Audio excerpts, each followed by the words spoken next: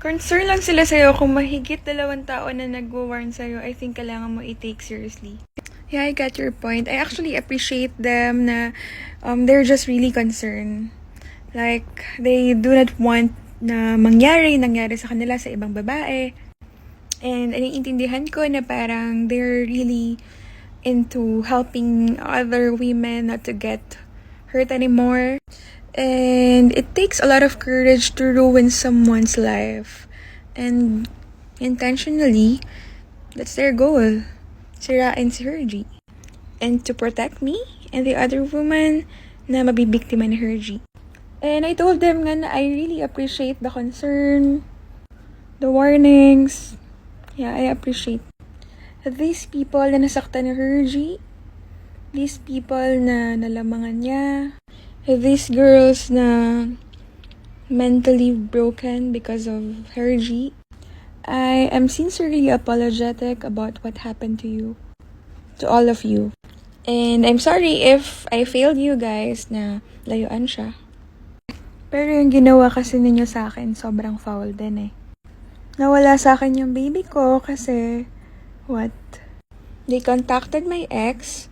Ilang beses ako nakiusap sa kanila to stay away from my personal life and just to leave my ex alone. Pero hindi. They were that too obsessed to the point na kinontak pa nila yung ex ko. So, nadagdagan na sila sa GC.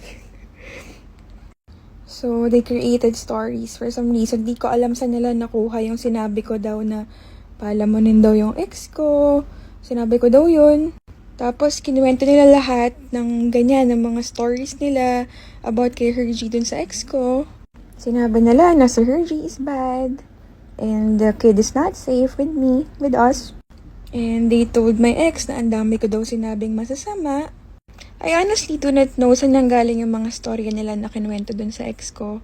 But during that time kasi, my ex and I are in good relationship. Like, naghihiraman kami ng bata, ganun. And, yeah, we agreed to be civil. And, yan, alam ko naman na meron na rin siyang mga ibang dinidate.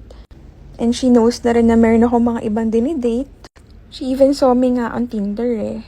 So, she knew na I was dating na rin. Kaya, I don't know, bakit yung mga ex ni Hergie kailangan maggawa ng mga stories na ganun. Kasi I told them nga na madadama yung anak ko. I don't want to tell these stories anymore kasi very traumatic siya. Kaya, itulog na muna natin to. Bukas na lang.